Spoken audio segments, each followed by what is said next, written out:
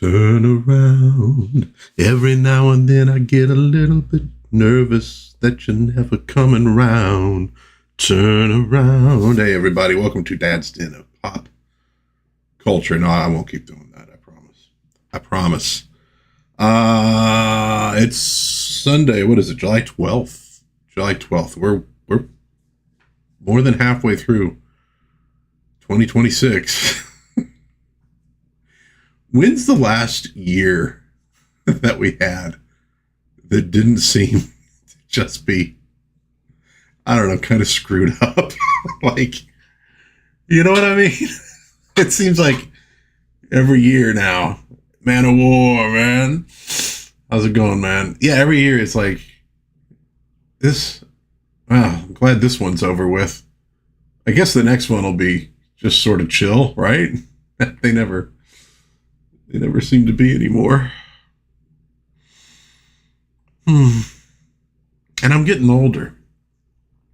You know, if the rest of the universe could accommodate me, I'd like to sort of chill out a little bit more now.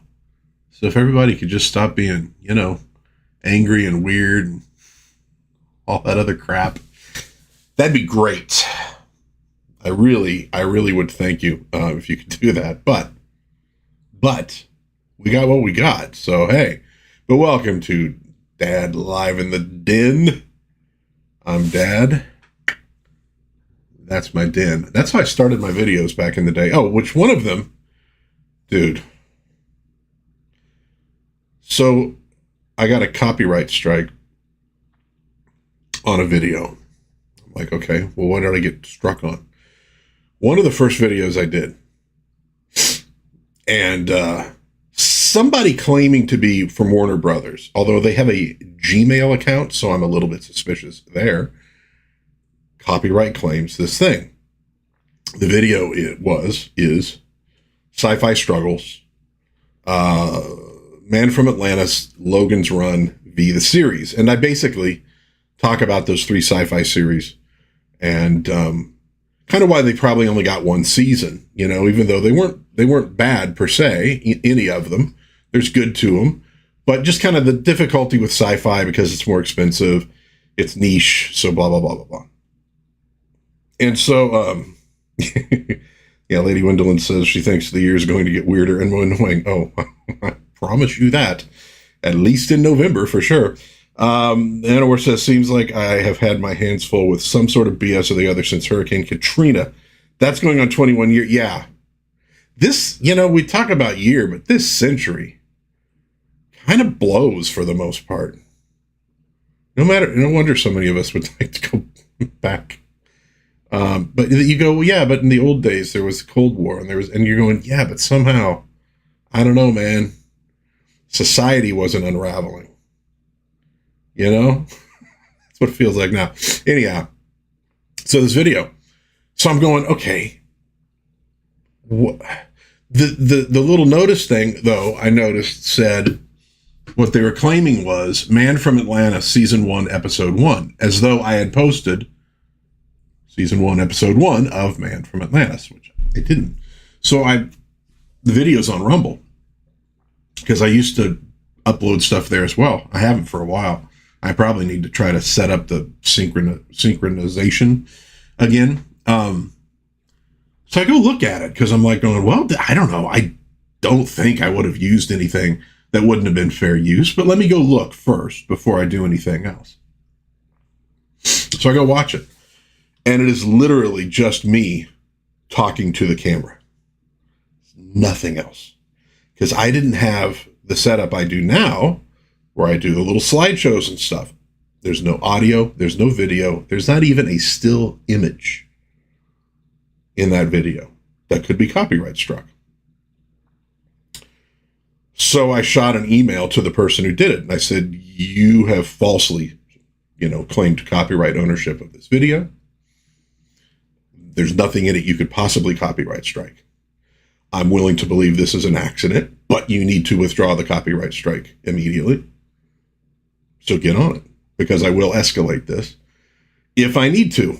And he hasn't withdrawn it yet. I'm going to give him till at some point on Monday, and then I'm going to go ahead and do a counterclaim, because on this one, it's not even where I have to argue fair use. There's absolutely nothing in it that could be struck. And again, I'd love to, I wish I could find like somebody from legal at Warner Brothers and say, is this person connected to you? Because I don't think they probably are.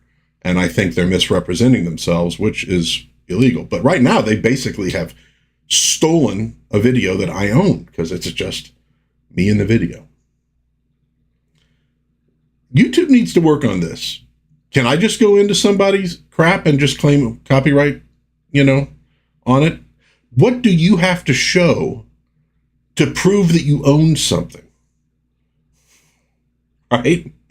Anyways, so that is what one of the little stupid things I'm dealing with. My first thought was like, it was on my latest video. I was like, oh shit. Man of War, this past week was no exception. I still haven't had time to sit down with the DMG Part 2 video yet. We'll do after George, the Giant Slayer stream, I promise. And hail to you, Miss Lady Gwendolyn. And Lady Gwendolyn watches George as well. I don't watch as much as I used to, because I'm always like, I got like a hair. Oh, that's maybe the glasses that are okay. I'm always prepping something. I'm always doing something, prepping stuff for Twitter, prepping stuff for YouTube. I wrote a short story, and I'm working on editing that now and kind of getting into it. And I got a couple more, I think, in me that I want to do. And I might try to bundle them into something and maybe self-publish it for fun. But so I don't watch as much stuff as I used to. I caught the last FNT and the last Open Bar. And there was some funny stuff in those. But I did notice when I'd watch stuff all the time that it sort of like, it felt like the same thing over and over and over again. So I kind of wanted to pull back a little bit anyways.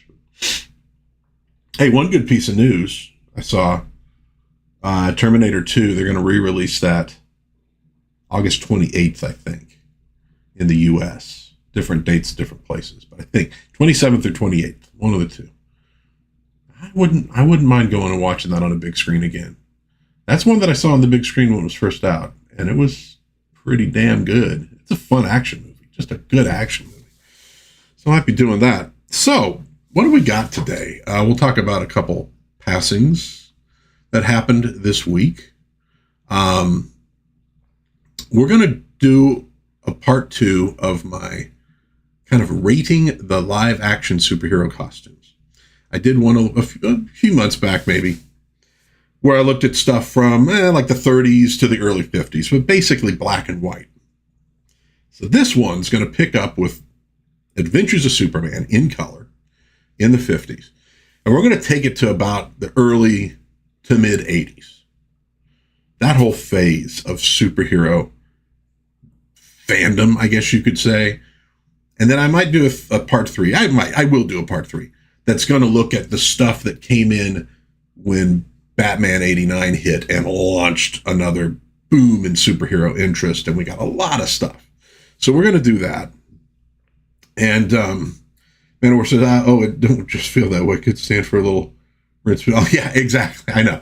Well, it's because like it's the same topics, and but you even kind of like get the same lines, which I get. Believe me, if over the course of a week I'm thinking about some topic that I might talk about, and I have what I think is a good line kind of pop out of my head, I will try to remember it or even write it down. I'm like, okay, I got to try to work that in on my live stream at the end of the week. That's a good one. I like that. But you find that with other folks too. It's normal. It's like, I'm not complaining about it, but yeah. Anyhow, so we're going to look at those live action costumes, a whole bunch of them. We're going to compare them to like the comic books at the time. And there's a few weird ones, things that didn't get made, but they got pitched. And there's a few weird ones. And so there might be one or two that you'd never heard of. I had never heard of them that I managed to come across. And I will give some credit to, I was playing on Grok, researching some of this stuff, digging for things, and it found a couple things that I'm like, oh man, I've never heard of that at all. That's crazy. And anyway, we'll look at that, and we'll look at some coming attractions and some new pickups that I got in the den. And so there we go. So let's get started with the sad part. She's at Warner Brothers. Okay, well then she can take care of this for me. All right, tell her to break away from the tour group, find the legal department, and get stuff handled. I've raised her for all these years, supported her. Now it's time for her to do something for Dad. Okay. Bonnie Tyler. Total eclipse of the heart, but obviously a lot of other songs passed away. In today's perspective, kind of young, in her 70s, which, I know it's not young, but it's a little young for folks nowadays, but great voice. And it's a fun video. The literal video version of it is really funny. But she's great. And what was that other one? I Need a Hero. That was her, right? I think that was her. And that was on that one show that the dude from Voyagers was on, and he accidentally shot himself. It was a gun loaded with blanks, but maybe he didn't understand that a blank is not just like a cap gun going off that makes a sound. It's a thing. It's just not just doesn't have a metal bullet attached to it at any rate. I think she did that song too. But yeah, so we lost Bonnie Tyler. That's very sad. But I will admit, the other person that we lost this week, holding out for a hero. Yeah, okay, yeah. I'm holding out for a hero, and he's gotta be strong, and he's gotta be fast, and he's gotta be fresh from the fight, something like that. The other one actually hit me a little harder, I will admit. Oh, and I forgot, I have a prop. All right, hold on. Dude, can I even get it off of here? Oh my God. I got a prop for that one. But we also this week lost Randolph Mantooth in his 80s, early 80s. Of course, best known for Emergency. I'm a bit of a fan of Emergency. Oh, we got crooked. I'm a bit of an Emergency fan, which is why my daughter bought me this hat for, I don't know if it was birthday or Christmas. I can't remember now. Oh man, have we ever noticed how much that kind of young range? Well, that's true. But I mean, I guess I'm kind of basing it also just on how long people seem to live. People seem to live a little longer. But I'm a big Emergency fan. I have been since I was a kid. Got into it again recently. It is a show that I can sit and watch repeatedly ad nauseum. I don't get tired of Emergency. I've seen every episode many times. Fascinates me with the whole rescue stuff. And I just like it. I don't know, man. It's honestly kind of square, and frankly, so am I. So I like that aspect of it. I like the people on it. Fireman Chet Kelly, who just fairly recently passed away. Kevin Teague is still with us, and Robert Fuller played Dr. Brackett is still with us, and he was primarily did westerns and stuff. It was Bobby Troop and Julie London, who were friends of his, who kind of talked him into doing Emergency, but he was like, I'm a cowboy. I don't play a doctor. No, it'll be fun. It'll be fun. You should do it. And so he joined the cast, and boy, it had a good run too. That was kind of a funny thing that happened to me. I mean, not hilarious, but I was at a Pep Boys grabbing something, and I had this Emergency shirt on. I don't know where that ever ended up. It's probably in the closet somewhere, but guy behind the counter who's helping me, he was an older black guy, and he looks at my shirt and he says, "What do you know about that show?" He goes, "You're too young." I didn't have the full gray beard going at the time, but he was probably in his 70s and I was probably in my late 40s. So to him, I was still a kid, and he's right. I was, that's how it works. I said, "I watch the show all the time. What are you talking about?" He goes, points to Bobby Troop. He goes, "I used to play with him." in San Francisco because Bobby Troup was a jazz musician, which is, probably why he connected with Julie London, who was a singer. But Emergency is a fantastic show. It really helped popularize the concept of EMTs in the United States. There were only a few programs existing in the United States when it came on the air. And if you watch it from the beginning, it's about the establishment of the program in Los Angeles. There was a lot of resistance within the fire department from the older folks to do this because they're like, hey, we fight fires. That's what we do. We don't do this. They weren't necessarily against somebody else doing it, but it wasn't going to be them. So it really had to get pushed through, and this helped do that quite a bit. And Mantooth and Teague did go through the training. They had just a tiny bit of, I think, the testing left to do to become EMTs, had they wanted to. And they considered it. Mantooth said after the show was over, he did consider it a little bit, but he's like, he really just wanted to be an actor. So he didn't do it. But he was very close and could have. He went into soap operas and stuff where he did say, I watched a good interview with him on YouTube, that, how could you not trust me in this hat? Come on, this thing is gorgeous. This is beautiful. I keep getting it really crooked. When he was on the soap operas, there would be like a scene with EMTs and he'd be like, no, you're doing this wrong. That's not how. Let me show you how to do this really quick so we can film the scene and make it right. Because he took it seriously. And he and Teague they remained active in the EMT community. Since then, my wife knows somebody whose husband is training to be an EMT. Maybe he's finished by now. And she mentioned this show to her. She mentioned it to him and he said, oh yeah, they had us watching episodes. Think about that. 50 years later, EMTs in training are being shown episodes of Emergency because there's value in it for them to see what they're doing, how they're doing it. They got into the ethics of the thing as well, the rules they had to follow, even when those rules could put people in potential danger. At any rate, I love this show. Love Mantooth on the show. Very sad that he has passed. Very sad. So rest in peace to Randolph Mantooth and Bonnie Tyler, and Godspeed to both of them. And if you've never watched Emergency, give it a shot, man. It's just one of those shows.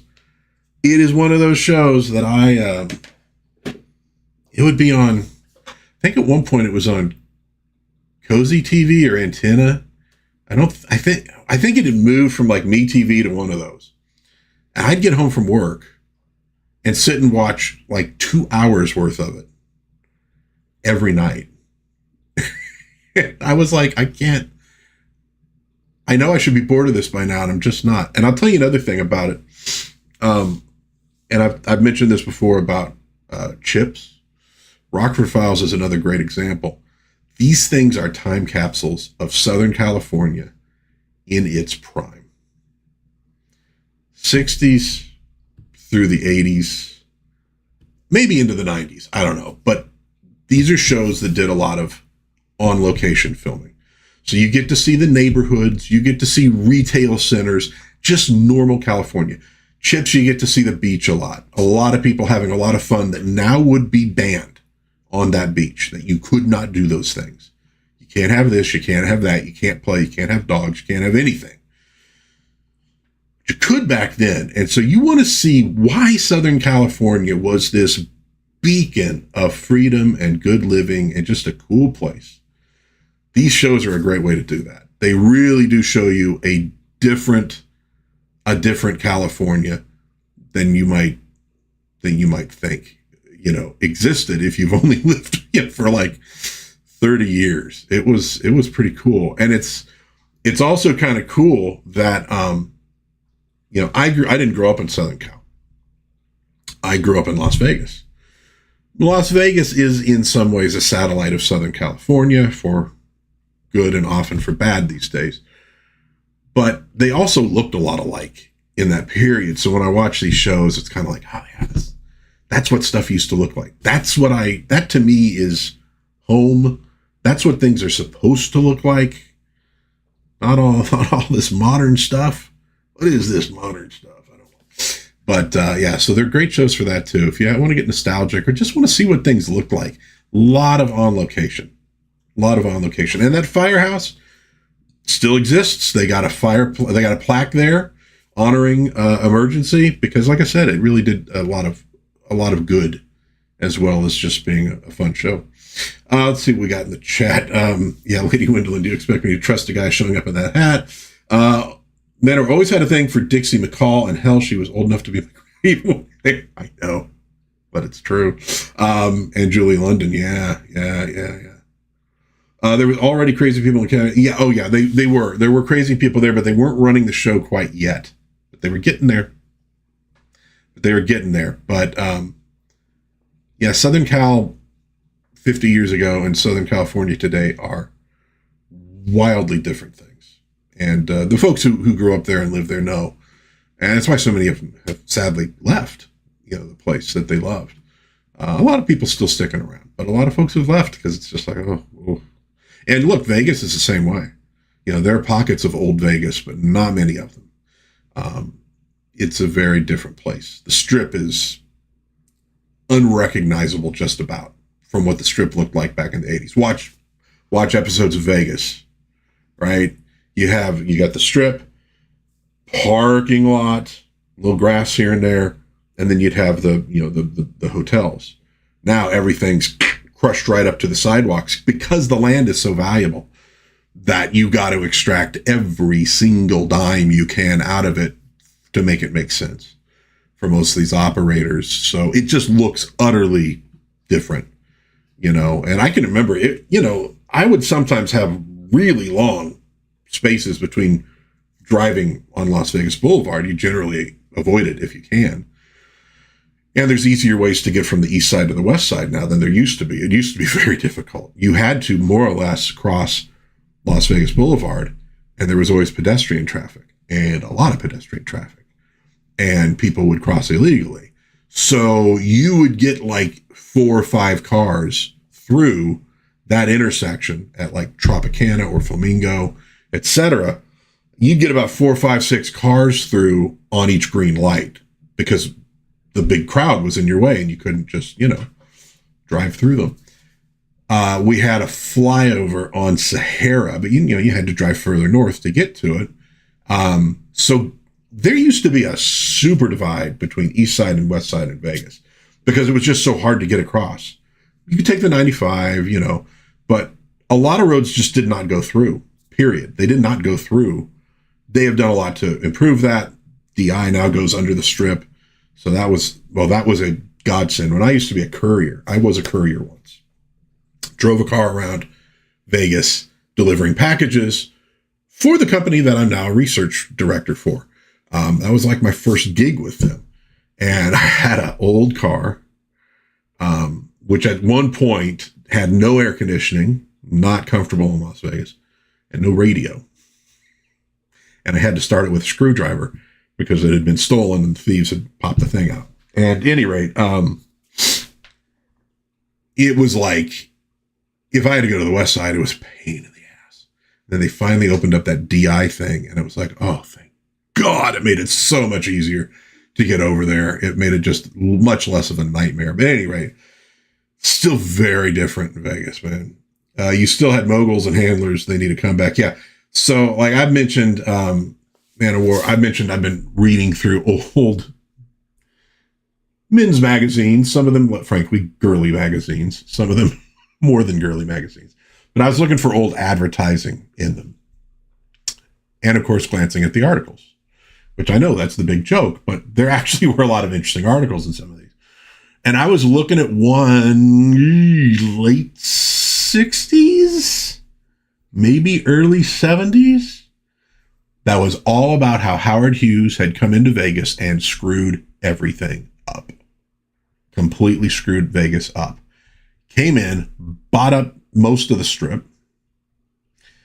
But what he did was he replaced the folks who were running the hotels with corporate guys. And that was the beginning of corporate Las Vegas. And talked about how Visitation was down, and I can't look up the numbers for that. I got numbers going way back for Vegas, but I don't think I have them going that far back. Visitation was down. Of course, since it was a men's magazine, they interviewed people they interviewed in Vegas for how bad things were getting. Among them was a prostitute who was like, "Oh, it's terrible. There's no business." Yeah, so you're going, wow, that's the same argument you'll hear over and over and over again in Vegas. But it started a long time ago. Vegas has been corporate for a hell of a lot longer than the mob probably ran things. Yeah, there you go. Playboy interviews were once to be highly regarded. Yeah, dude, I have found some really fascinating stuff and read a few of them. And, yeah, I'll be posting stuff. I know you're not on Twitter, but I'll be posting, obviously just posting like ads, but also some of the first, image and the first page of some of those articles, because they always had interesting artwork for them too, or photography. I'm going to post one. Maybe I'll even show it like on my next live stream on here for folks who aren't on Twitter, but it's a long interview with Gene Roddenberry. And this would have been, I think, right around the motion picture. It was late 70s for sure. Could have been when they were developing Phase 2. I have not read the whole thing. But there's an absolutely bizarre picture of him in it that I'm like, oh, I gotta use that for something. And then one quote of him just saying that I think one of the things people liked about Star Trek was it was about heroes, and people want heroes. You're going, well, you're not wrong, Gene. I wish maybe some people working on the stuff nowadays would know that. They don't quite get it. But there's fiction that's really interesting, because some of these things I was looking at were from the 50s and into the 60s, and some of them are just they are kind of tawdry, trashy, without much to it. But some of them have really interesting stuff in them. Like, they really do. I was bookmarking a few. I'm like, I gotta go back and read this article at some point. Interesting stuff. And then lots of great ads, cigarettes, alcohol, cars, just, that was the whole thing I'm doing on Twitter is vintage manliness, like what the image was, maybe not even the reality, but at least what the image of manliness was in those years from, say the late 40s into like the early 80s or so. So that's what I was kind of after. It all started with a magazine they got on Internet Archive called True. That's kind of what started me down the road of looking for other men's things. And then of course you get into some that you're going, okay, but I'm 55 years old, so who cares? It is weird to think though that like a lot of the women posing in them, you're going, this is like 20 years before I was born. And they were probably already in the neighborhood of 20 years. So they had 40 years on me. Like, almost all these women are probably gone at this point. It's just kind of weird. Anyway, okay, so let's get into these live action superhero costumes. We're going to look at how accurate they were to the comic books at the time, right? Because it does seem as though we've seen things become less accurate over time. So I give everything a rating of like 1, 2, 3, or 4. 4 being pretty much perfect. Look, a little bit of, you gotta have a little bit of leeway on these things, because you are trying to transmit like a drawing of a fantasy character to reality. And in the last one, we talked about the difficulty with the bat ears on the cowl.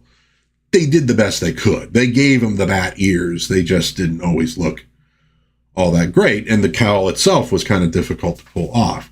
So I don't count against, technological limitations. But what we're really looking for are, what are the choices they made that they didn't have to make to alter these things? And that crop from the 40s, 30s, 40s, and the early 50s, black and white. So we did also talk about how the colors of the costumes in reality, so they would show up right on screen, oftentimes very weird colors. Superman, it was tan, not blue. It was a brownish magenta cape because that looked better on black and white. I didn't count against that either. Now we're in color, though, so we don't have to worry about it. But the rating overall, the average rating for the last one was 3.8 out of 4, so very accurate. And I believe it was the 40s Captain America who was like the worst of the bunch for accuracy. They changed quite a bit. No shield, no wings, etc. All right. So we'll look at these. Now, some of the things I'm including here are projects that maybe was a pilot that didn't get picked up. You know, it was some of them, a couple of them are things that just they weren't happening. But it was pitches. But it's so interesting to look at what they came up with that it's worth looking at. So we are going to start with the man, the myth, the legend. And you know what I'm going to do? Let's oh shoot, I'm going to do that. Let's make that a little bit bigger. I'll just scoot my fat butt over some, so I'm not hiding behind him exactly. So we will start with the man, the myth, the legend, George Reeves, The Adventures of Superman, which ran from 52 to 58 on ABC and syndicated. Great show. It's a very it's a kid's show. It's a kid's show. It's generally Superman against like gangsters, so you don't really have him going up against guys with superpowers for the most part, which gives him quite an advantage. But Reeves did a great job of playing the character. Very much like the very early Superman. Kind of a smartass, but a good-natured smartass, but like, kind of, Lois, okay. I'm a big putz, whatever. But I like it. And he doesn't really play it quite like Christopher Reeve did, who was a little geekier, I guess you could say. But again, in the early, late 30s, early 40s, when Superman first shows up, and I did a video about his first year, you can go look at it. Clark Kent's not exactly a milquetoast. He's not as dynamic as Superman. And he's definitely a journalistic rival to Lois Lane, and uses his superpowers to beat her to stories and just sort of laughs at her as a result, because it cheese her off. And early on, she was stuck doing the advice column. They didn't let her have so she was not the, she was always trying to get into that bigger reporter position. That's why she was taking risks. Anyway, look at that costume though. It's basically perfect. I think the only complaint you could have at all is the cape. It's a little droopy, but again, that's just sort of like, you're trying to make stuff for a TV show, and it is what it is. But, I think with that one, you got to give it a 4 out of 4 rating. I mean, that is Superman, and it kind of puts the lie, as Christopher Reeve does as well, that, well, you can't really do that on screen. It's not going to look right. Looks pretty good. Man of War says, the missus and I are halfway through Lewis Wilson, the Batman 1943 here on YouTube. Wartime propaganda. Yeah, yes, it does. And it's why I'm probably going to do something on the second Batman serial. But the first one, I'm like, I don't think I can touch that one. Yeah. But it was good. I mean, they did pretty solid work on them. But there you go. So there we go. Adventures of Superman, 4 out of 4. So it's a good start for this era. And there it is. There's his actual costume from a comic book from the same year, right around when he went into color. And so you could see they basically, and this is the thing, they understood from costuming, we need to make a Superman costume. Well, what does Superman's costume look like? Okay, well then we'll make that. It wasn't, we need to reimagine this drastically. Batman and Robin, 1966 to 68, one of my favorite TV shows. Another one that I watch pretty endlessly. I have no problem with it. But the cool thing is, and especially if you're looking at the redesigned Batman by Carmine Infantino,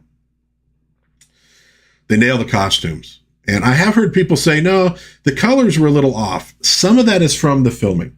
It's the same reason that Captain Kirk looks like he's wearing a gold shirt in the first season of Star Trek sometimes. When it was avocado green, it's the lighting and how the lighting makes things look. But people who've actually seen the costumes he wore, no, it's the gray, it's the dark blue. It's what it's supposed to be.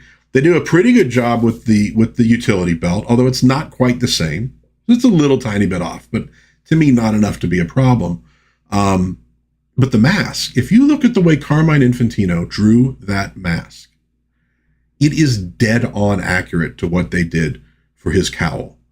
As close to accurate as you could possibly get in reality. And with them, unlike those older Batman serials, they did use sort of a hard plate for the front to give it some structure, which is what the other ones lacked. They were just cloth. And that was their problem. The one would ride up and the guy had to look like this so he could see out the eye holes. So they kind of solved that problem, but it really does look. And Robin, again, dead on. Okay, yes, he's wearing, skin tone tights instead of having bare legs. Probably a good idea since Robin, even at that point, was still kind of a teenager. You probably didn't want Robin running around with hairy legs, frankly. I think we're all happy about that. But again, you just, and we look at, here's a comic from that era. I mean, those are their costumes. That's what they wore. They're extremely accurate. And when you get down to the main villains, Joker is dead on. Penguin is dead on. Riddler is dead on. The only one who really changes is Catwoman. She had about a 10-year gap.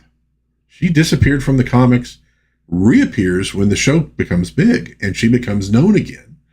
Or right around there.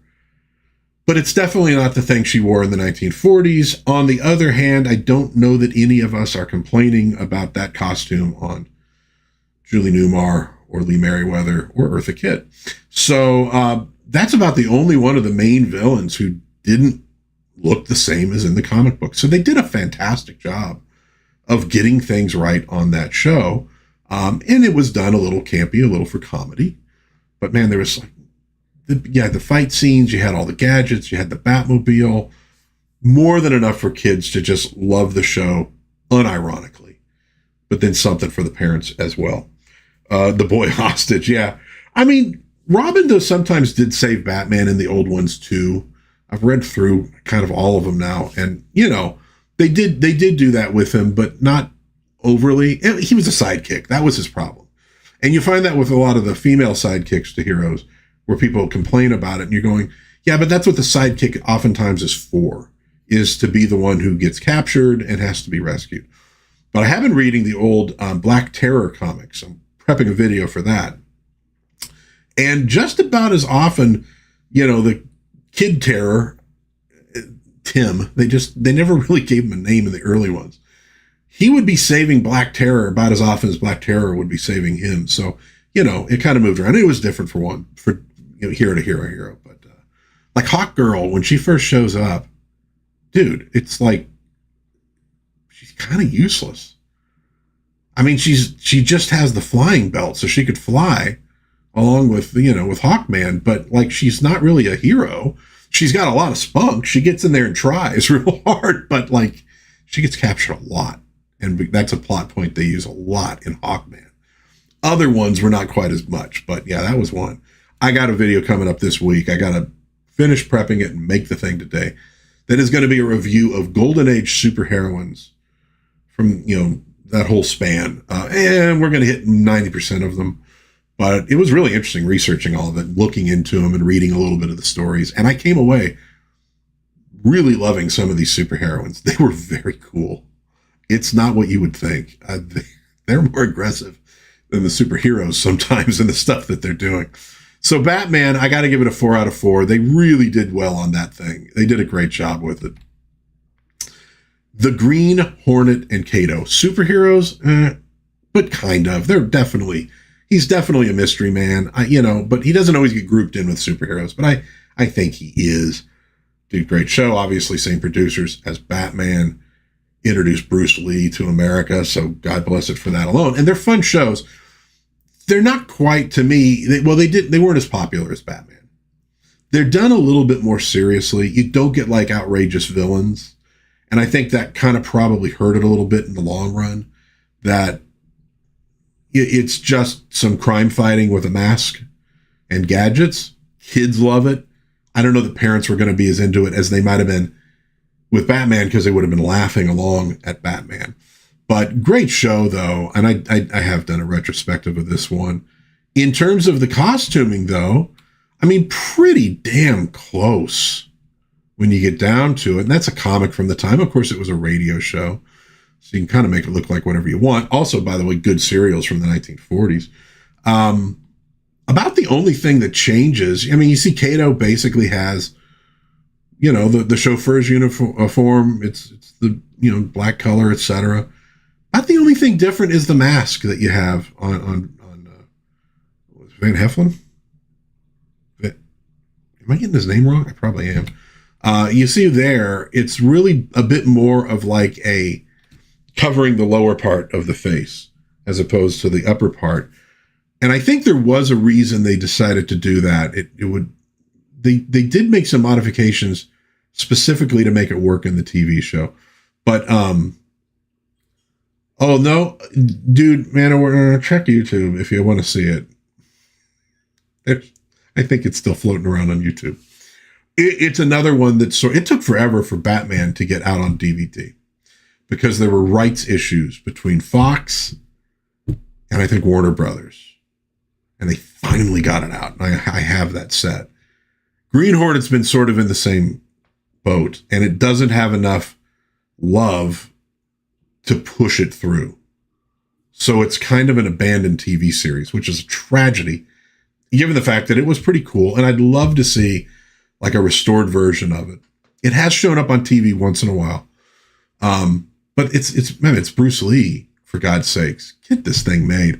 They did make a couple fake movies from episodes for like the Hong Kong market that are Bruce Lee movies. He's looked at as the main character, not Green Hornet. And I think those were cleaned up a little bit. They're kind of, you know, a little modified. The movie, oh, don't even get me started, dude. Seth, that guy is just like, his name pops up and I'm like, I'm not interested. I don't care what it is. I can't stand that guy. So with Green Hornet, a little change to the mask. I'm going to give it 3 out of 4, but it's pretty damn close. And they did a good job with it. And they get it mostly right. Cool design on the Black Beauty as well. So we had a few attempts at Wonder Woman before the one that really worked. This was one of them. This was an early pilot attempt. It's kind of a short bit. They sort of did something like that with Batgirl as well, because Batgirl was originally scheduled to be its own show. She wasn't going to just be an addition. But at that point, the popularity was starting to go down. They said, let's interject her, you know, and we'll use her. By the way, you know, it's a tough one. I didn't do Batgirl as one of these because she sort of shows up on screen and in the comics about the same time. It's not quite like adapting a comic book character to the screen. But this was an early attempt. It was by Dozier, so make her a Batman, make her a Green Hornet. I did a video on his Dick Tracy pilot, which should have been picked up, frankly. This one, about 1967, it's weird. The woman playing Wonder Woman, attractive. The costume, and it's really hard to find a good shot of it. You can find this on YouTube, the clip, the thing, but it's really bad shape. They were doing something bizarre with Wonder Woman.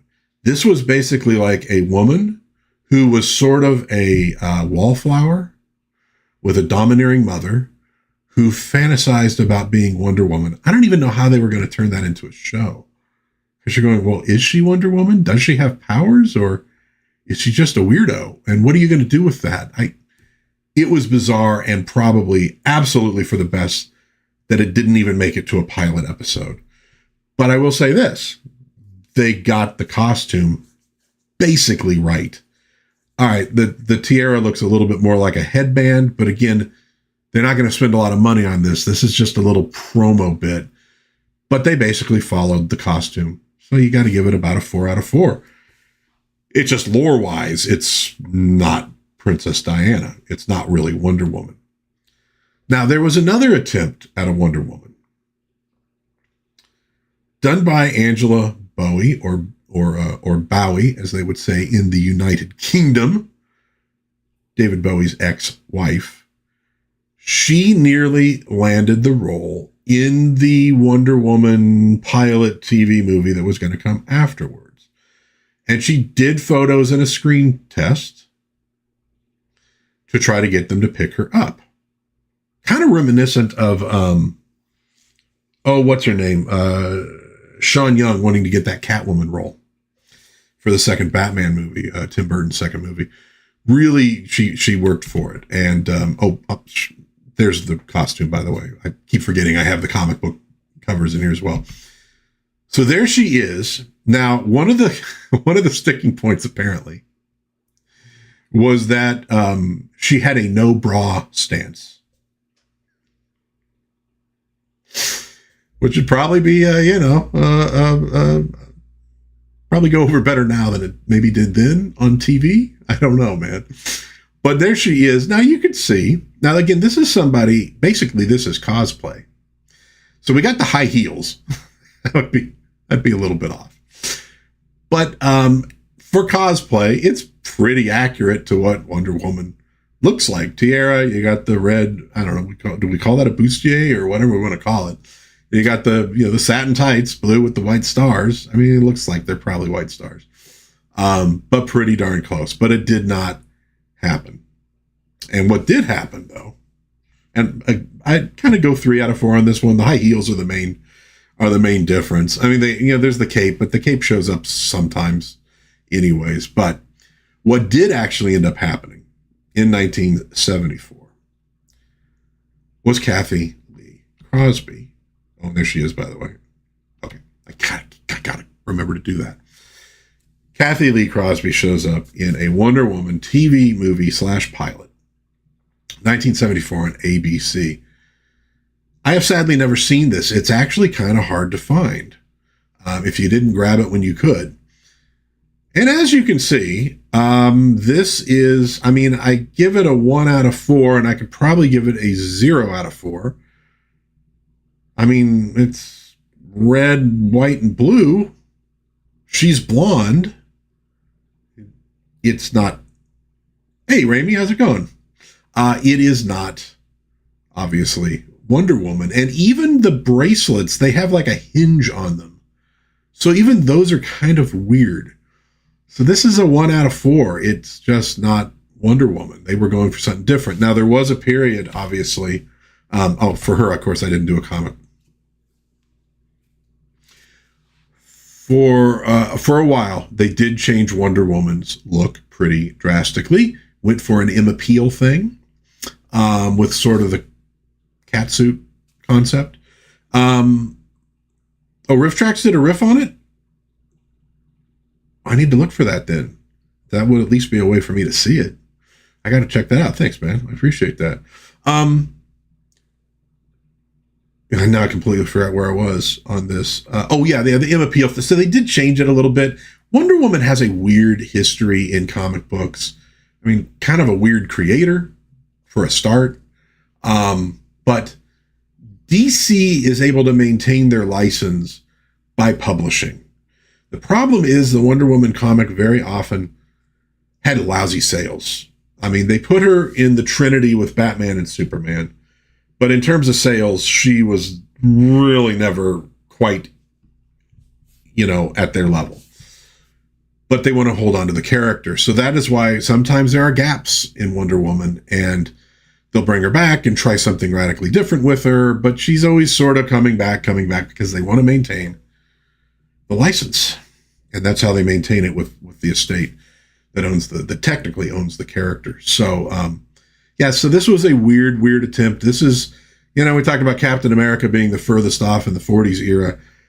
This is going to be the furthest off in this era, without a doubt.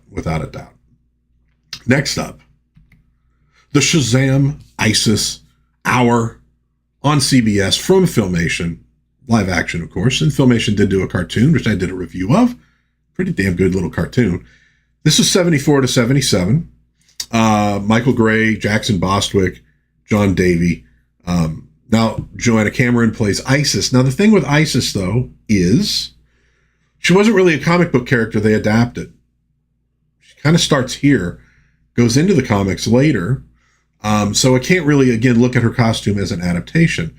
But here we have Captain Marvel, the Big Red Cheese. And once again, this is pretty much dead on to what they were doing in DC Comics at the time. It's not the version that you got in the 40s where it was sort of the buttoned up thing that they had going, right? This went more for just like the bodysuit. But it's pretty much there. You got the white cape with the yellow fringe, you got yellow belt, you got the symbol, the things on his arms look pretty much right. You got the boots with the fold over on them. It's a 4 out of 4. They got it right. Now, the lore is a little bit different. Billy Batson, doesn't quite look like the Billy Batson from the comic books. He's, cruising around Southern California in an RV with Mentor, older guy who's his mentor. So it differs in that regard, lore-wise, but costume-wise, pretty darn accurate. They did a good job with it. And of course, I do need to show off, though, Isis, Joanna Cameron, very cool character. Those are very fun. And when she made it into the comic books, they didn't really mess with her costume at all. I think they've done weird stuff with the character in recent years, which, what character have they not done weird stuff with in recent years? But, we had to at least acknowledge Isis, who I think Joanna Cameron she was way too pretty to be on a children's show on Saturday morning. And she was a decent actress. I don't know why her career really didn't take off. Her first movie was a Bob Hope movie. And it was because she was friends with his daughter, kind of got her into it. So she got into acting from that point. She shows up in an episode of Spider-Man, which is kind of cool. Playing a different kind of characters. I don't know. Maybe she just didn't want to play the game. And if that's the case, God bless her. Hey, Mr. Sushi Hut, how's it going, sir? So there we go. There's Isis. But again, not rating that one because it wasn't really an adaptation of a comic book character. All right. This is another weird one. So this was, again, Bowie's ex-wife was trying to get a Daredevil Black Widow show made. This is around 1975. Actor is Ben Carruthers.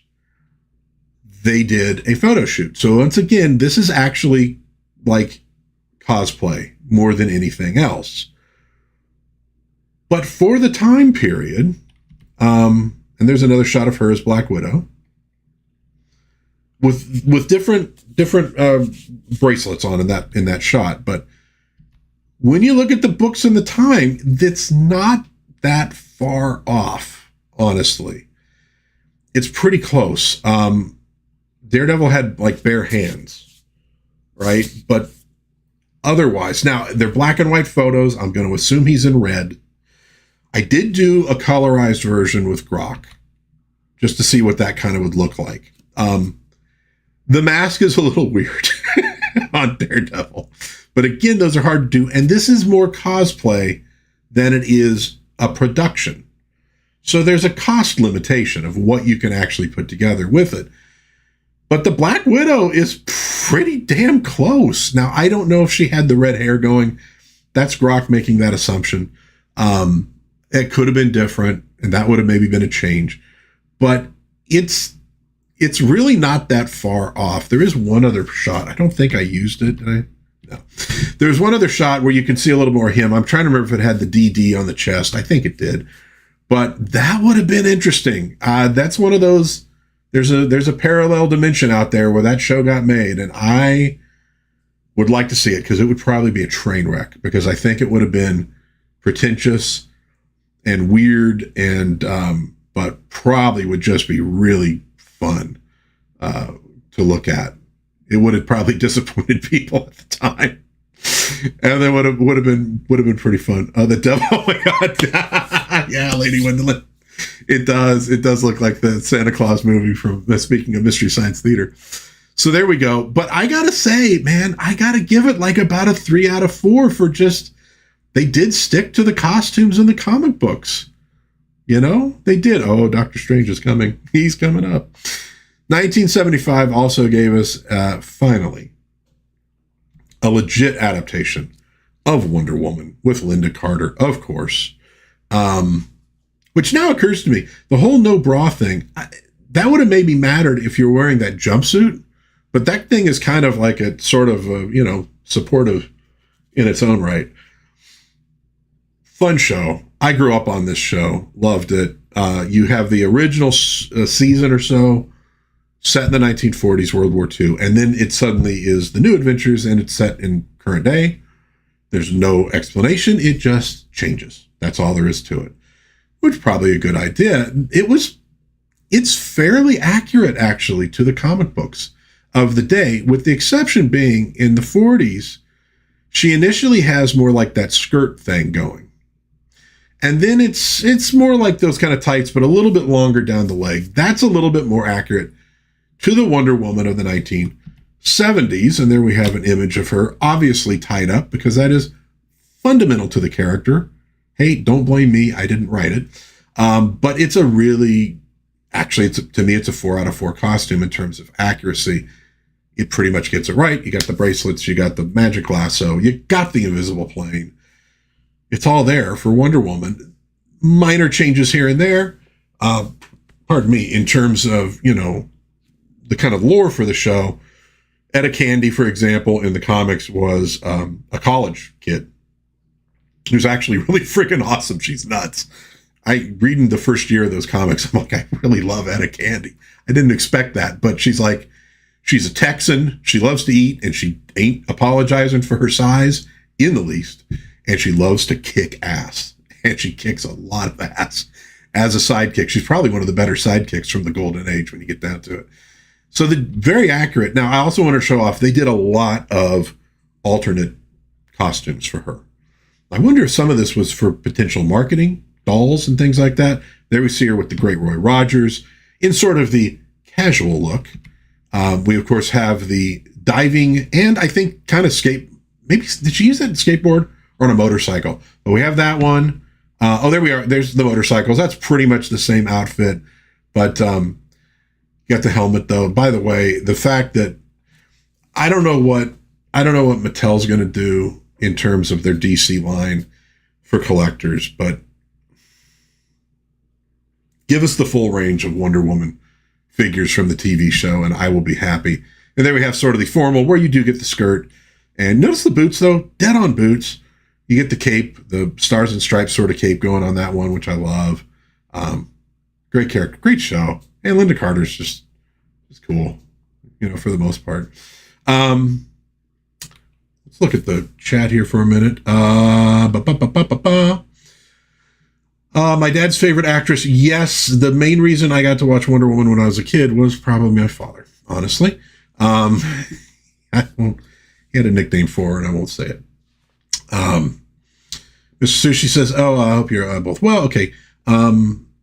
A man of discriminating taste. Yeah. A Texan who doesn't like to eat would be suspicious. Yes. Dude, I'm serious, though. Read the early Wonder Womans. Etta Candy is a friggin' riot. She is just odd. Her and her sorority go in to help Wonder Woman kick ass. It's so weird. A really true-to-life adaptation of those early stories. And if you can get the style of the art like Harry Peters did, it could be really interesting. That could be a great short cartoon series. I wish they would do that. They need one of those Wonder Woman figures on one of those. Yeah. That would be rad.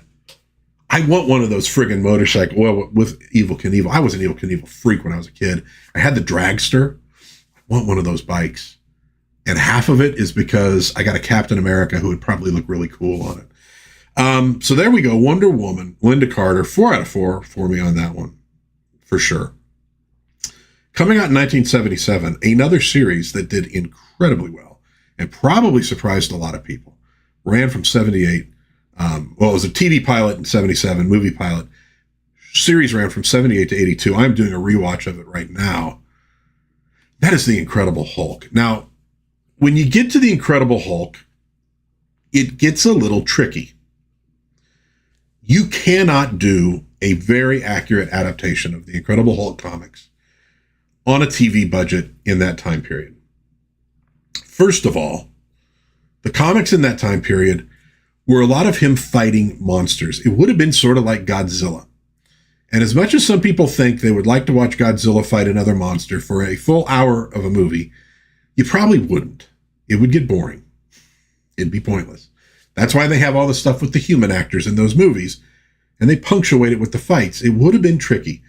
You would have had to build these costumes for like the Abomination, for characters like that. Would have been expensive. And it probably would have been a show that only would have appealed to children, which means it would have been way too expensive to pull it off. Cartoons would make much more sense. I think they did an absolutely incredible job adapting the Hulk in a pretty true to the comic way to primetime television in the way that they could and get an audience, and it did get an audience. The theme song, Raimi, yes, resonates with people. I think about it to this day. In terms of accuracy, that's basically the Hulk. Yes, he's not giant, although the Hulk's size changes in the comics over the years. Green, ripped pants, angry, that's the Hulk. Yes, he does have like slippers on.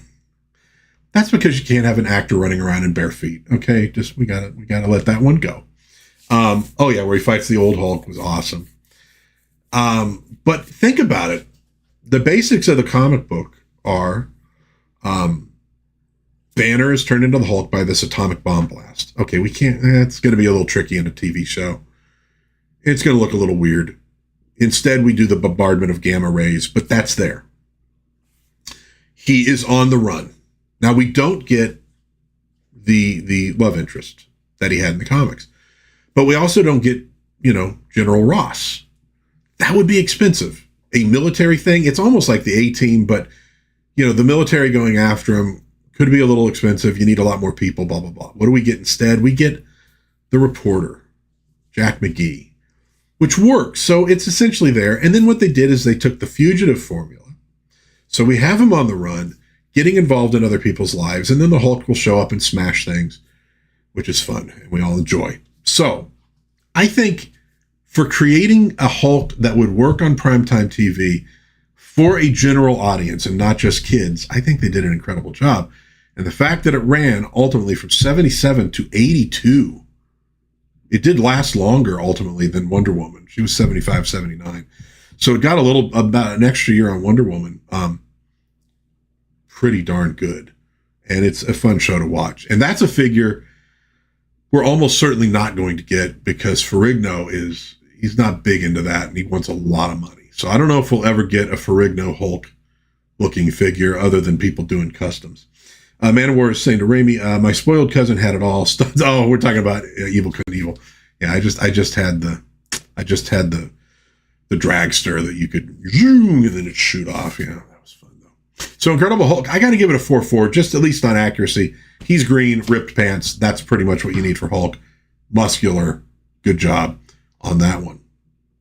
About the same time, we had a show that probably people would have thought would have done better than the Hulk, because the Hulk was not a major character in the 70s, at least with the wider audience. People knew Spider-Man. Oh, there's Hulk, by the way. People knew Spider-Man. They didn't necessarily know the Hulk as well. He became a much more prominent character because of the TV show. So Spider-Man comes out in 77, pilot movie, TV series, very few episodes. It ultimately didn't do that well, and I think expense was part of it, but I think also some of the changes they made, I think, hurt it. And I'm not talking about the costume. The costume's pretty accurate when you get down to it, the exceptions being the web shooters on the wrists, on the outside of the costume, and the belt. My theory is merchandising. If you want to sell Spidey gear, Spidey's gear has to be visible to the kids for them to want to run around wearing it. I have a weird feeling that's why they did it, because frankly, it would be cheaper not to have those props. You don't need them. You know, you're not really showing the webbing coming out of the bracelet thing. You could just have the webbing coming from a hidden device, and you would have saved money on it. So I think they were probably going for merchandising with that. Oh, I know. And check out the background shot. Yeah. I think the problem with it was, to me, the biggest problem with it, and you got Jay Jonah there. He's not quite as angry as he could be, but he's there. A lot of the stuff's there. You know, his problems in the pilot movie, Aunt May is there. She's not really in the other ones, but there's still an element of Peter Parker and his problems. Okay. When he's Spider-Man and he's fighting people, there are no quips. He's not saying funny things and I think that would have endeared an older audience to the character if he was a smartass while he was fighting bad guys. Instead, he's pretty much quiet, and you have this music that was the same over and over and over and over again, kind of boring, and the stunt work, it didn't flow. It wasn't very fluid. So the fight scenes weren't as good as they could have been. And I think that's some of the stuff that kept it from being more successful ultimately. But in terms of the costume, I'm going to go ahead and say it's pretty much a 3 out of 4. The only real major change to it was just putting the gear on the outside of the costume instead of it being supposedly tucked underneath it. Now, we did get another Spider-Man, though, the next year, 78, in Japan. Oh, there's Spidey, by the way. I still keep forgetting to do that. But we did get another Spider-Man in Japan. Now, you don't have the belt on him on the outside. You do have that device. Again, merchandising. And from that thing is what he shoots his webs. But it does other things. It's how he summons his giant robot and flying car. Look, it's a really fun show. And there you do get to see him fight monsters because it's a pretty traditional Japanese tokusatsu. But being a traditional Japanese tokusatsu, it's for kids, but there's stuff in it where you're going, for kids? Are you sure? Because what they did for kids in Japan was different from what they did for kids in America. And the tokusatsus were always a lot of fun. And this was a good one. It really was. And again, the costume's pretty damn accurate for the most part. They don't make too many, slip-ups here. It's just that one thing on his wrist. And I will say this, the eyes are a little problem. Yeah. And the eyes are tough to do because that's another one where the white eyes work in the comic, right? But how do you do that in real life? If you use a mesh, you may be able to see the actor's eyes through it, which might look weird. So what do you do to make that work? And that was what they did. But I think, Man of War, damn it.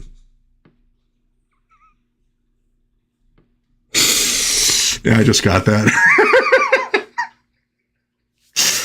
Oh, this is why Lady Wendelin has to approve your comments all the time. You know, it's this kind of trouble. All right.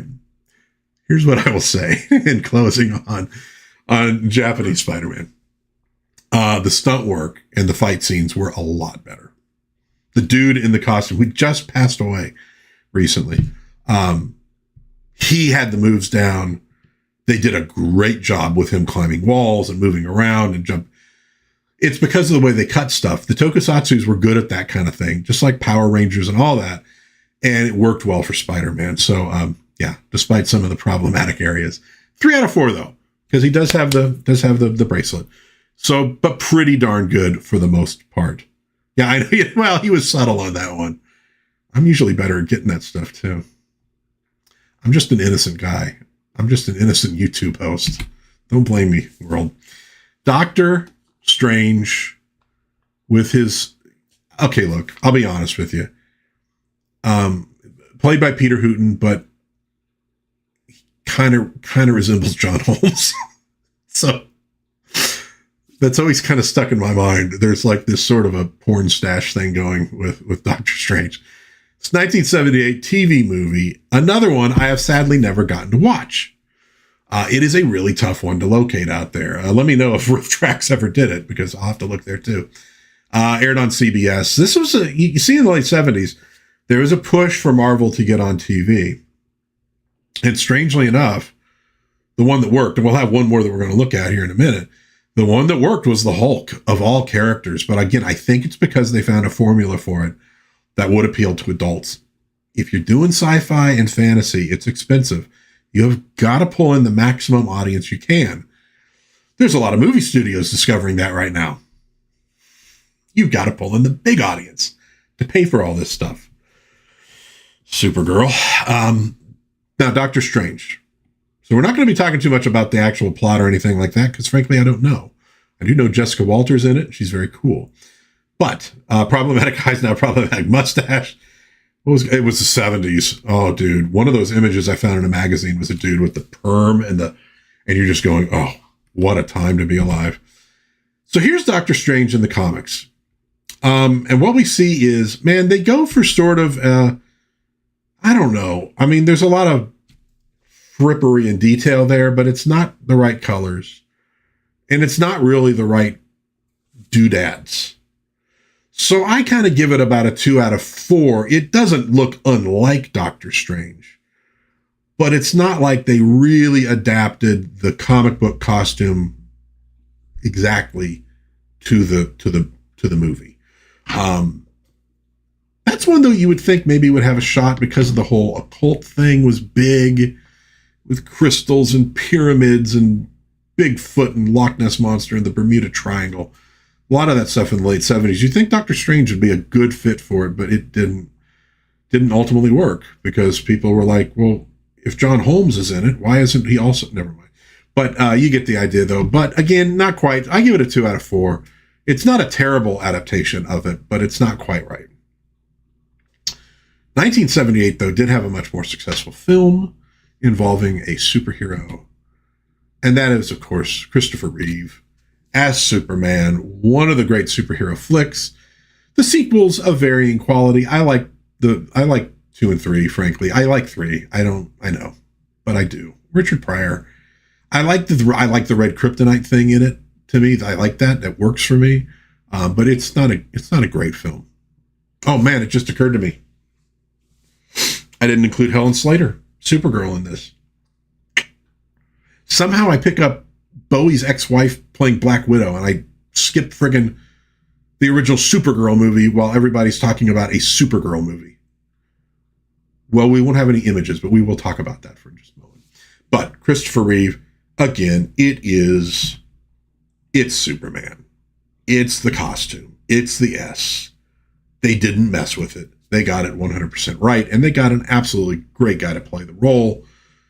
I just love those. Manowar says, they just rated Universal. Yeah, they probably did for that. They honestly probably did. But I think, look, it's like a blue sort of blousey thing. It's a red cape. The cape you'd have to work on. Somebody's got to make the cape for you, but you could do the blue and red. I don't know. Maybe they were going for something that would look a little more, a little less superhero-y because they wanted to hit an older audience. And they thought, those colors would be cooler or whatever. But Superman is dead on 4 out of 4. No problems there. And if we're going to talk about Supergirl, 4 out of 4 on that costume. They just gave Supergirl the damn costume, and she looked pretty much like Supergirl. Another film, by the way, which I've never really watched. I have a few that I need to get on the list and get watched. But again, 4 out of 4 for Superman and for Supergirl. Kind of sad. I think he was supposed to appear. Did he appear in it? I think maybe I heard he was going to, and they decided not to for some reason, but it would have been fun to have those two, share some screen time in a movie, have her show up in one of the Superman movies to help him, just in a part or something like that. That would have been kind of fun. And you had Wonder Woman at the time. Would have been neat if they could have made some of that happen. It just wasn't how things worked. Everything was different production companies. It's a little different now. It's easier to do those crossovers now. And when they do them well, it's really fun. And unfortunately, they don't always do them well. But also at 79, so next year, we get kind of the last of the Marvel attempts from this period. And that is Captain America. Reb Brown as Captain America.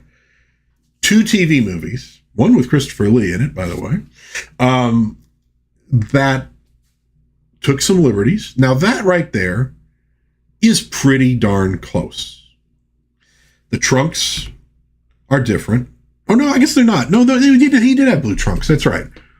That's pretty darn close, costume-wise. The big difference being, you got the shield where it's clear instead of white. Now the reason for that was he rode a motorcycle, and that became the windshield, which is really pretty cool. This is, by the way, another thing I'm praying gets made is a Reb Brown Captain America. Instead of the mask, it is a helmet. It's a motorcycle helmet. They were really pushing the motorcycle thing. He also drove around in a cool van. They were really pushing the motorcycle thing. I think that was sort of their thing to grab people who weren't comic book fans for the motorcycles. So we got the motorcycle helmet, but it is blue. It has the wings painted. It has the A. I give this one a 3 out of 4. It's pretty darn accurate to Captain America. Now, the story-wise, this is supposed to be the son of the original Captain America in the 70s, taking on his father's mantle. They give him the super soldier serum, and he goes out and fights crime for the government. The follow-up movie, though, they decided to change the costume. And we got that. Now, why? I don't know. Helmet basically stayed the same shield, and you can kind of see in the background how it's on the bike. But we got, I think, what they were going for is a more Evel Knievel version of the Captain America costume. That's also probably why the motorcycles were so prominent. Evel Knievel is huge. We just were talking about the toys. I think they were going for something like that. Now, that's obviously more of a 2 out of 4 costume. It's not quite as off as the Kathleen Lee Crosby Wonder Woman thing, but it's pretty far off from Captain America. So we got a 3 out of 4 and we got a 2 out of 4 for Captain America. I will say they're not great TV movies, but they are pretty fun. I will sit and watch those pretty willingly to this day. Also in 79, we got this TV special. Now, I did a whole thing on a live stream looking at all of the different characters in it. And I'm not going to go through everyone here. But this was done as a... okay. Lady Wendelin found the Helen Slater Supergirl. Let's see. Let me see. Let me do this. She was saying maybe just okay, good. So there we go. If that'll show up, I don't think I'm going to get it to work. Maybe if I do it if I do it at an angle, it kind of will show up anyways. But they got it right. So I'm not going to show every one of these, but frankly, they are remarkably accurate to the comic books throughout. Adam West, Burt Ward were on this one. Gorshin, with a little bit of a belly there as the Riddler, but still in the costume. You got Hawkman. You got Black Canary. You got Huntress. The Huntress costume is a little off. You got Captain Marvel, Green Lantern, Flash, Solomon Grundy, Dr. Sivana, Weather Wizard, Mordru, the Magician. Giganta, who was born a man and became a woman. Not the character, the actress, but very accurate to the comics. What you got was one show was a superhero roast hosted by Ed McMahon. And then you got the actual adventure that they had. I remember watching this as a kid. I thought it was the most awesome thing I'd ever seen in my life. And it disappeared. And by the time I was like in my late teens, I had almost convinced myself that I imagined it, that it never existed. I didn't go to cons and things like that, really, where I might have picked up on it. It wasn't until the internet became a big thing that I was able to actually see this thing, was real. But it's very accurate. I give it a 4 out of 4 in terms of accuracy on stuff. We have one more that I'm going to show here. And this is something that did not get made. But I wanted to show it off because, it's pretty cool. And I'm sorry it didn't get made. So Roger Corman had an option on Spidey, making a Spider-Man movie. Probably got it at the same time he got Fantastic Four. And it was going to lapse. It was taken over by Canon Films. They had to produce a movie by 1990 or lose the rights, and they did, in fact, lose the rights. Now, originally, they came up with an idea that was going to basically, they didn't understand what Spider-Man was. The two Israeli guys didn't. They thought, oh, it's like Wolfman, so it's a guy who turns into a giant spider. That was what they pitched. Kind of sorry it didn't get made. Stan Lee was like, no. But then they figured out what it actually was, and they gave us what would have been a really, really accurate Spider-Man and Peter Parker. There's one image from it. I got a couple. There he is, kind of, taking the normal civvies off, so you see the costume underneath. There is a thing on YouTube that is a roll of upcoming movies from Canon in about 85. And you get just a moment of him in the crouch as Spider-Man, and it looks just dead on. And there we go. They did a really good job. It would have been pretty damn cool if that had gotten made. And it looks like they were going for pretty good accuracy. I mean, it's friggin', it's Peter Parker. He looks like Peter Parker. Now, would he have played the character in a movie? I don't know, because he was kind of a stuntman, I think. Looked the part for sure. I got to go a 4 out of 4 on this one. It didn't get made, sadly, but I really wish it had. So what do we get overall for these? Overall score is a 3.3 out of 4. There's a couple that kind of go way off the reservation, but for the most part, pretty good. First one, 3.8 out of 4. Next phase, 3.3. Now, when we hit the late 80s and into the 90s, I have a feeling that score is going to go down dramatically. And that's about the time. And as much as I love Tim Burton's Batman, that was not an adaptation of Batman as much as it was Tim Burton's version of Batman. And that's what starts happening with superhero movies. They become sort of grist for the mill for an artiste to give their version of the character and not try to adapt the comic book character as he was. We got a little bit of a better with Iron Man and some of the stuff, and then it's gone right back down to where it was. So I have a feeling the 80s, 90s is going to be a little bit worse than the 60s, 70s was, but we'll see. So there we go, folks. That is part 2. Part 3 will be forthcoming. Mostly probably when I have another live stream where I don't know what I'm going to talk about. All right, we've been doing this for a while. Oh, and there's one of the photo covers from that time period. They might have been using that costume for all I know. All right, let's talk about a few new releases. Not many of them to talk about. Super 7 posted this item with a hashtag coming soon and hashtag San Diego Comic Con. See what they're up to soon enough, but I do notice it does say same bat time, same bat channel.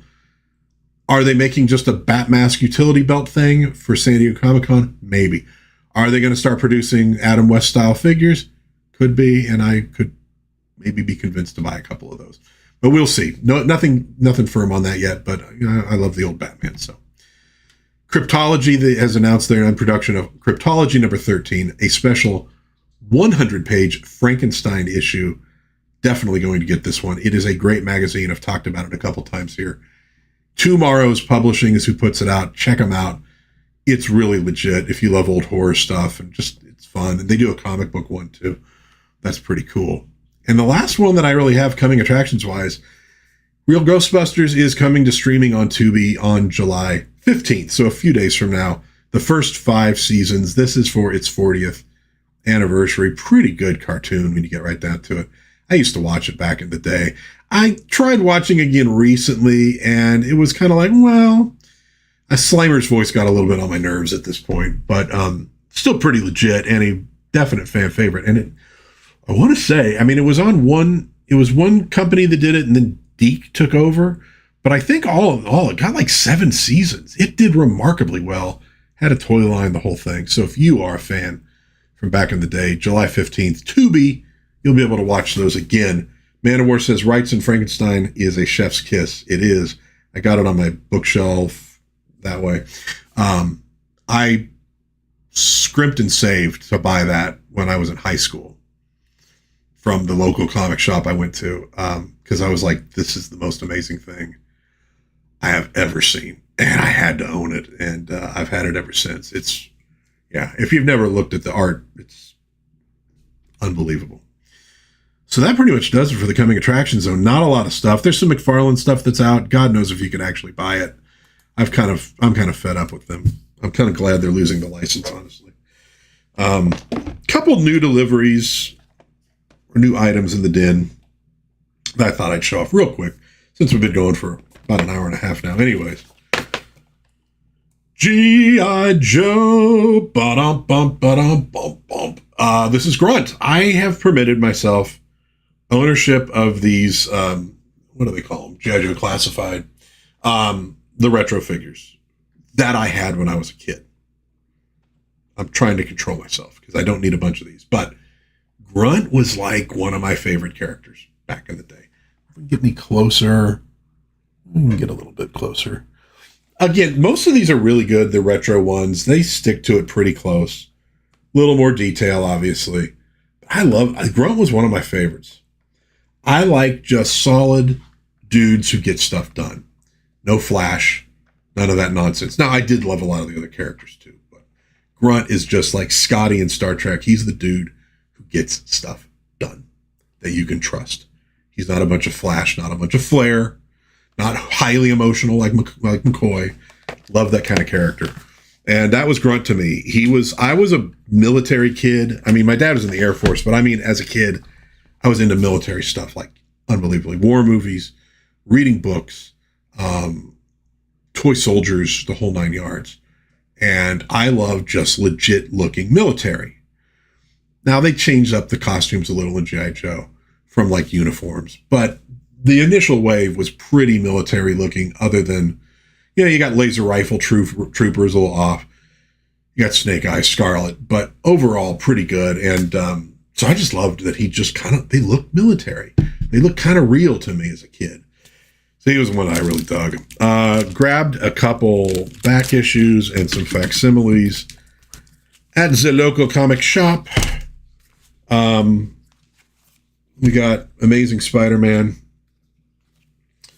going up against Green Goblin. The Hulk is there to add a little spice. They've reprinted a facsimile of the one with Punisher, and I already have one, so I didn't buy that one. We got the oft-imitated cover, Robin Dies at Dawn, Batman. I've read this digital way back when. I'll read it again. Oh, wow. By the way, so this was what year was this, dude? Boop, boop, boop, doop, doo. You got to really scan. So this was 63. Okay. This is 60. This is technically Silver Age Batman and Robin. Yeah, The Secret of the Ant-Man. I remember posting that online on Twitter. But then you get him going up against this crazy stuff. Yeah, Batman got wild. But that kind of stuff started with Batman